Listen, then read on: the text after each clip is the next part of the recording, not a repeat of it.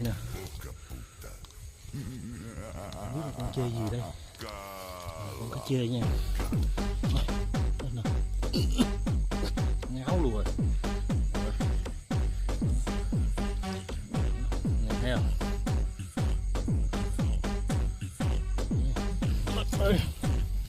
Ngóc rồi nó mập luôn rồi, xỉu luôn rồi. Chơi vàng nha mọi người.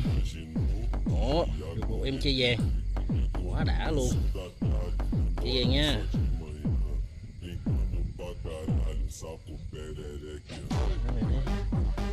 Thấy cái sọ nó không?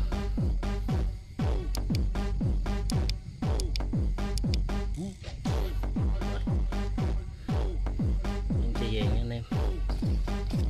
Quá đã. Sướng luôn rồi. Có kết quả rồi.